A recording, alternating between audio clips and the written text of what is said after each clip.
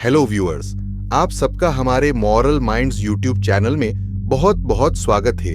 यह कहानी काल्पनिक हो सकती है या किसी सच्ची घटना से प्रेरित। हमारा उद्देश्य किसी भी प्रकार के अंधविश्वास या तंत्र मंत्र को बढ़ावा देना नहीं है। इस कहानी के जरिए हम किसी की धार्मिक या व्यक्तिगत आस्थाओं को ठेस पहुंचाना नहीं चाहते हैं। कहानी शुरू करने से पहले अगर आप हमारे चैनल पर नए हैं तो कृपया इसे सब्सक्राइब करें ताकि हमारी आने वाली सभी वीडियो आप तक आसानी से पहुंच सकें और हमसे आपका जुड़ाव बना रहे। तो चलिए अब हम आज की कहानी शुरू करते हैं। अंधेरा छा चुका था। नदी किनारे बनी एक झोपड़ी में ए ढीक फरहान लगभग 50 साल का चूल्हे पर खाना बना रहा था। तभी किसी ने झोपड़ी के दरवाजे को जोर से खटखटाया। ए ढीक फरहान चौंकते हुए बुदबुदाया, इतनी रात को आखिर कौन आ सकता है? यह इलाका तो सुनसान था, ऐसे में इस समय कोई आना उसे अजीब सा लगा। दरवाजे पर दस्तक लगातार हो रही थी। रुको, खोलता हूं। लालटेन हाथ में थामे एडीएचआई के दरवाजे की ओर बढ़ा और खोला। दरवाजे पर उसका पुराना दोस्त निखिल खड़ा था। एडीएचआई के यह देखकर हैरान रह गया और बोला, अरे निखिल, इतने दिन बाद इधर कैसे? खैर कोई बात नहीं, पहले तो अंदर आ। निखिल लगभग 35 साल का, भीगता हुआ और फटे पुराने कपड़े पहने हुए अजीब सा लग रहा था, मगर एडीएचआई की बूढ़ी आंखें लालटेन की हल्की रोशनी में उसे ठीक से देख नहीं पा रही थी। अगर वह उसे ठीक से देख पाता तो जान पाता कि यह वही निखिल नहीं था जो कुछ साल पहले उसके साथ मछली पकड़ने जाया करता था। निखिल पिछले कुछ सालों से शहर में रहने लगा था और इतनी रात को उसे देखकर एडीएचआई को यह अजीब लगा। एडीएचआई ने निखिल को अंदर बुलाया और उसकी हालचाल पूछने लगा, लेकिन निखिल ने कोई जवाब नहीं दिया, जैसे वह सुन ही नहीं रहा हो। आखिरकार एडीएचआई ने गुस्से में कहा, क्या हुआ है तुझे निखिल? जब से आया है चूल्हे की तरफ देख रहा है। भूख लगी है? खाना चाहिए? खाना? ओ अच्छा, भूख लगी है, रुको मैं लाता हूं, हम दोनों खाते खाते बात करेंगे। कहते हुए एडी आइक चूल्हे की ओर बढ़ा। जब एडी हाइक निखिल को खाना परोसने लगा तभी निखिल मछली सालन से भरी कढ़ाई अपनी ओर खींचने लगा। एडीएचआई को यह देखकर गुस्सा आ गया। उसने कढ़ाई अपनी ओर खींचते हुए कहा, क्या पागलपन कर रहा है निखिल? सालन गर्म है और तू इसे पूरा खाने की कोशिश कर रहा है। एडीएचआई का यह कहना था कि निखिल ने गुस्से से उसकी तरफ देखा। उसका चेहरा पूरी तरह से बदल चुका था। इतना डरावना चेहरा देखकर एडीएचआई घबराकर बोला, तू निखिल नहीं है? कौन है तू? कौन है? एडीएचआई कुछ समझ पाता उससे पहले ही निखिल ने कढ़ाई में भरा गर्म सालन उसके ऊपर फेंक दिया। गर्म सालन से जलते हुए एडीएचआई चिल्लाता हुआ जमीन पर गिर पड़ा और तड़पने लगा। तभी निखिल बिजली की रफ्तार से उस पर टूट पड़ा और अपने नुकीले दांतों से उसका कलेजा एक ही झटके में बाहर निकाल लिया। एडीएचआई की चीखों से नदी किनारे का सन्नाटा टूट गया। अगले दिन एडीएचआई का अपनी झोपड़ी में मरा पड़ा था। लोग उसे देखकर चले गए थे, लेकिन उसकी 26 साल की बेटी मेनाका अभी भी उसकी लाश के पास बैठी थी, रोते हुए। मेनाका इस बारे में सोच ही रही थी कि तभी झोपड़ी का दरवाजा खुला। एक अधेड़ उम्र का आदमी अंदर दाखिल हुआ, जो देखने में किसी तांत्रिक जैसा लग रहा था। उसने एडीएचआई की हालत देखकर अफसोस जताते हुए मेनाका से कहा, मेरा नाम गुरु किरण है और मैं एक तांत्रिक हूं। तुम्हारे पिता के साथ जो हुआ उस पर मुझे बहुत दुख है। अधिक से मेरी अच्छी दोस्ती थी और मैं जानता हूं। मेनाका रोते हुए बोली, बाबा, मेरे पिताजी के साथ यह सब किसने किया? अगर पता चल जाए तो मैं उसे इससे भी भरी मौत दूंगी। तांत्रिक ने उसे समझाते हुए कहा, अभी एडिक के अंतिम संस्कार का वक्त है। मैं सब कुछ बताऊंगा, बस थोड़ा इंतजार करो। शाम ढल चुकी थी। एडीएचआई की चिता लगभग जल चुकी थी और मेनाका सामने खड़ी थी। उसकी आंखों में प्रतिशोध की ज्वाला जल रही थी। तभी उसे पीछे से किसी ने आवाज दी। मेनाका ने पीछे मुड़कर देखा, वह तांत्रिक था। मेनाका ने उसके पास जाते हुए कहा, बाबा, आपने कहा था कि आप मेरे पिताजी के कातिल को जानते हैं। मुझे बताइए, मैं उसके खून की प्यासी हूं। तांत्रिक रहस्यमय ढंग से मुस्कुराते हुए बोला, आओ मेरे साथ चलो। मेनाका उसके साथ नदी किनारे फैले जंगल की ओर चल पड़ी। तांत्रिक अपनी झोपड़ी में बैठा था। उसके सामने जलती हुई आग के पास मेनाका बैठी थी और तांत्रिक उसे सारी बातें विस्तार से बता रहा था। जिसने तुम्हारे बाबा की जान ली वह न तो कोई इंसान था और न ही जानवर, वह एक नदी में रहने वाला पिशाच बाघ था। बाघ? मेनका आश्चर्य से बोली। हाँ, बाघ, असम की नदियों में रहने वाला एक भूखा पिशाच। यह पिशाच आमतौर पर नदियों में रहता है, लेकिन जब यह भूखा हो जाता है तो मछुआरों के गांवों में आता है और रात को मछलियां मांगता है। तो लोग इसे पहचानते क्यों नहीं? मेनका ने सवाल किया। यह बहरूपिया पिशाच होते हैं।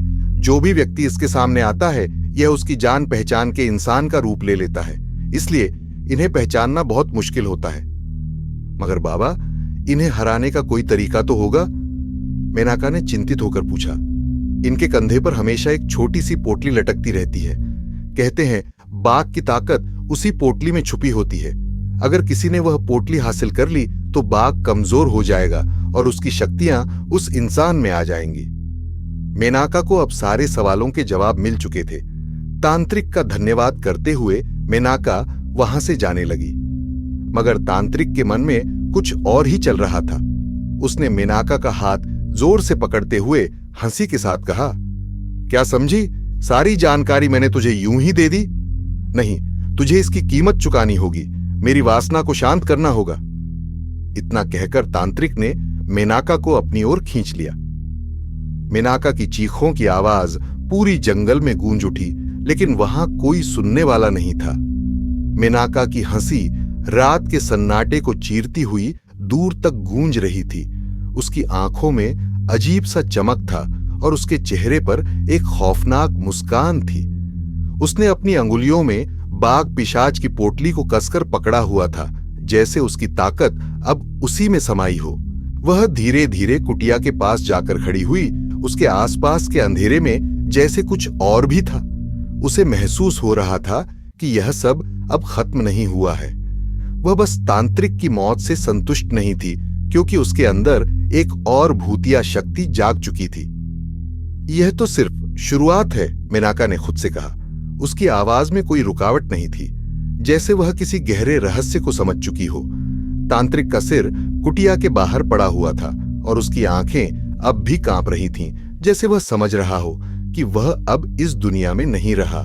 लेकिन मेनका का मन अब शांत नहीं था। वह जानती थी कि पिशाचिनी की असली ताकत अभी जागी नहीं थी।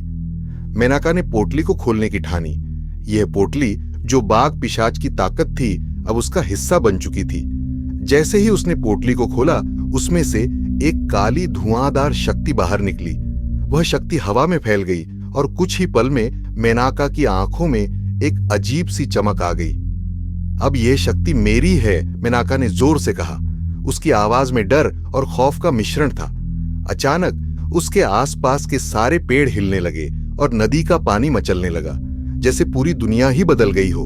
वह अब केवल इंसान नहीं रही, बल्कि एक पिशाचिनी बन चुकी थी।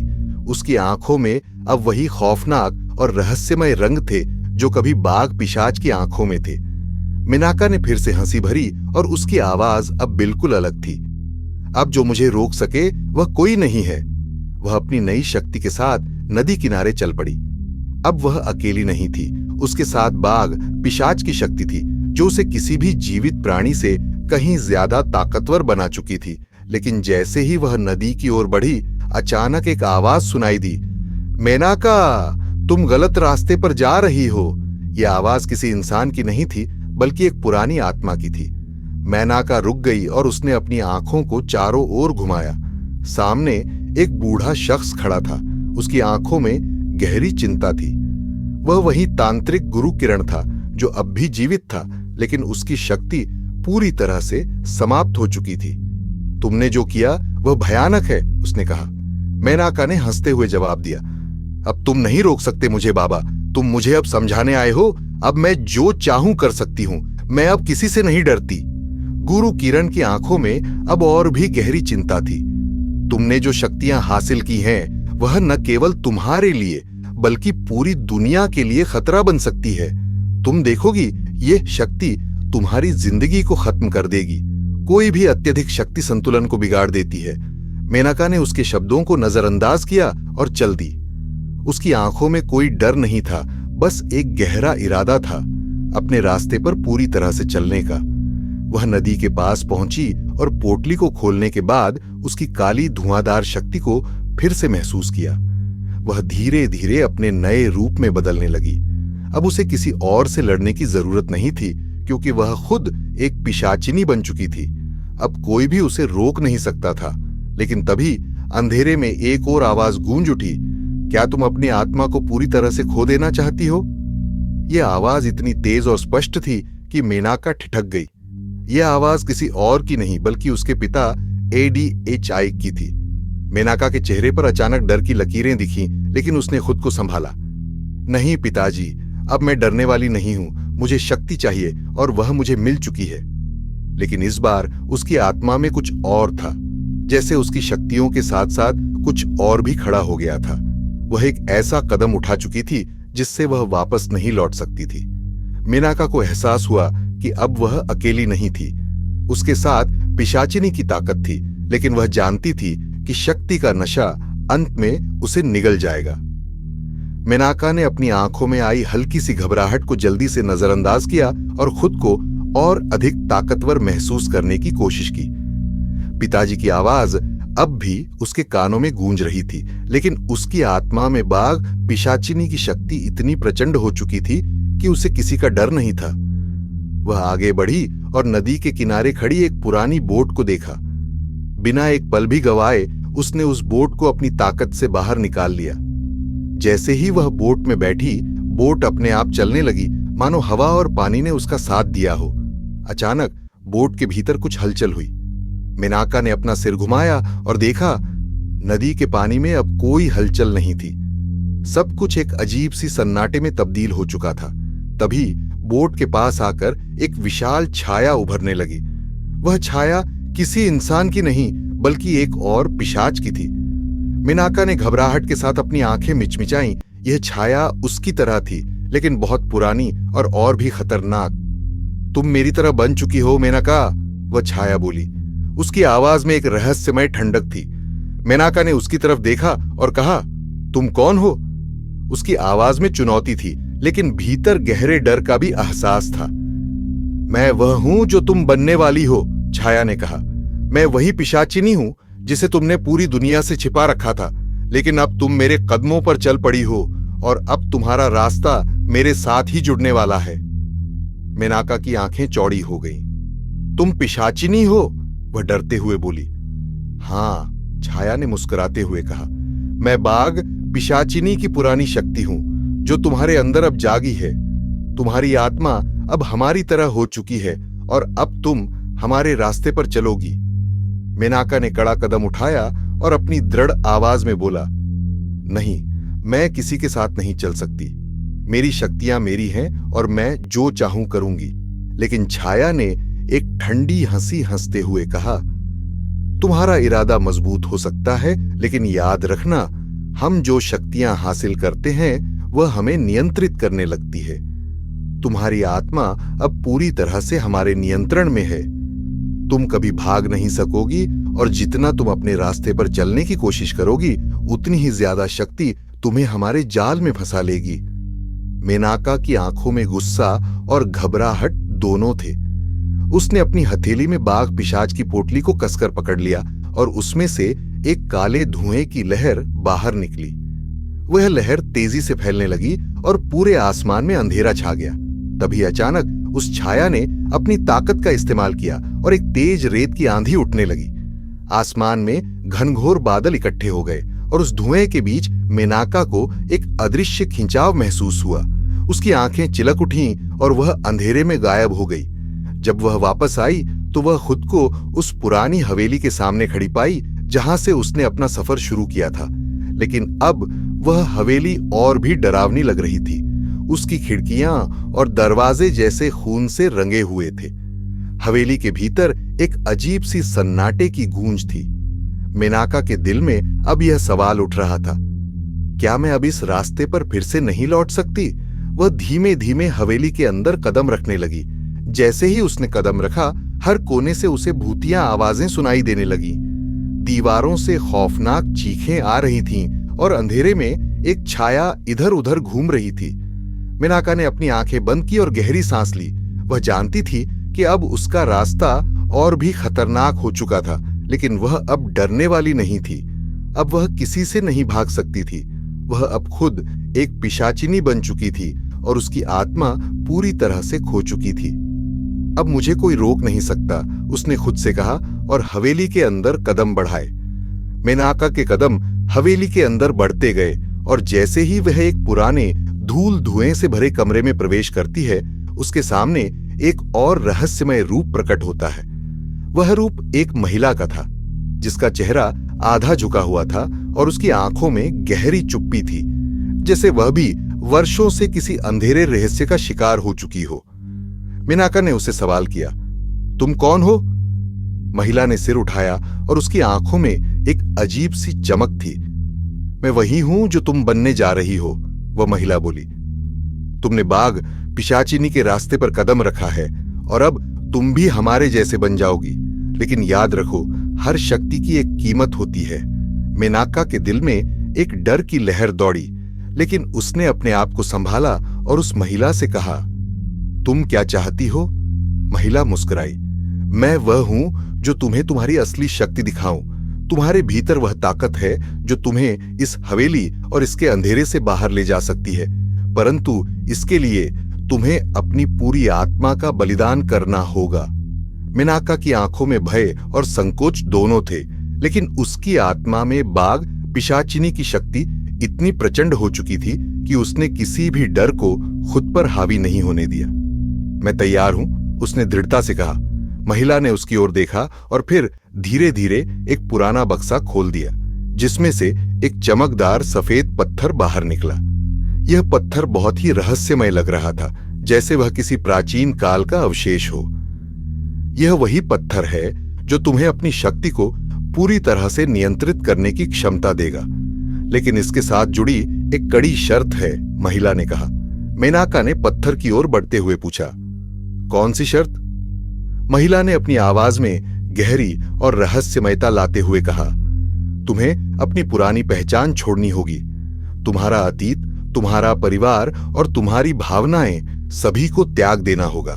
एक बार तुम इस शक्ति को स्वीकार करोगी तो तुम्हारा कोई वापस लौटने का रास्ता नहीं होगा। तुम और हम एक हो जाओगे। मेनका की आंखों में एक पल को संशय और संघर्ष की छाया थी, लेकिन फिर उसने खुद से कहा, मैं यह कर सकती हूं, मैं इस शक्ति का पूरा उपयोग करूंगी। उसने पत्थर को अपनी हथेली में पकड़ा और जैसे ही उसने उसे छुआ, उसकी पूरी शरीर में एक तीव्र गर्मी महसूस हुई। वह चिल्लाई नहीं, लेकिन उसके अंदर कुछ अजीब सा बदलने लगा। उसकी त्वचा जलने लगी और उसकी आंखों में एक अजीब सी रोशनी फैलने लगी। वह पूरी तरह से एक अलग अस्तित्व में बदल रही थी। महिला ने शांत स्वर में कहा, अब तुम हमारी तरह हो मेनका। तुम्हारी शक्ति अब बाघ पिशाचिनी की पूरी दुनिया में फैलने वाली है, लेकिन याद रखना, अब तुम अकेली नहीं हो। मेनका ने अपनी नई शक्ति को महसूस किया और उसकी आंखों में एक जोश और विश्वास था।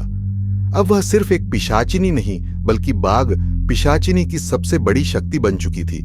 उसने अपनी शक्तियों का परीक्षण किया और देखा कि उसके शरीर से एक काले धुएं की लहर फैलने लगी। हवेली की दीवारें, जो पहले पुरानी और जीर्ण शीर्ण थीं, अब चमकने लगीं। आसपास के वातावरण में एक नई शक्ति का एहसास होने लगा, लेकिन मेनका को यह एहसास हुआ कि अब उसे अपनी पूरी शक्ति का उपयोग करना होगा। वह अब न केवल अपनी दुनिया बल्कि पूरी दुनिया की नियंता बन चुकी थी और उसका सफर यहीं खत्म नहीं होने वाला था। वह हवेली से बाहर निकली और उसने अपनी नई ताकत से आसपास की हवा को अपनी दिशा में मोड़ दिया। उसने चुपचाप कहा, अब कोई भी मुझे रोक नहीं सकता। उसके कदम जितने आगे बढ़ते गए, हवेली की दीवारों से जो आवाजें निकलती थीं, वे अब शांत हो चुकी थीं। वह एक नई दुनिया की ओर बढ़ने लगी, जहां कोई सीमा नहीं थी और जहां उसकी शक्ति का कोई अंत नहीं था। मेनका की शक्ति अब बाघ पिशाचिनी के रूप में पूरी तरह से प्रकट हो चुकी थी। हवेली से बाहर निकलते हुए उसने महसूस किया कि अब उसका अस्तित्व कुछ और ही बन चुका है। जैसे ही वह जंगल के अंदर बढ़ी, उसके आसपास की हवा में गहरी सर्दी और अजीब सी चुप्पी फैलने लगी। जैसे जैसे वह आगे बढ़ती गई, वह देख सकती थी कि पेड़, पौधे और जीव जंतु भी उसके कदमों के साथ हरकत करने लगे थे, जैसे वे उसकी शक्ति को महसूस कर रहे हों।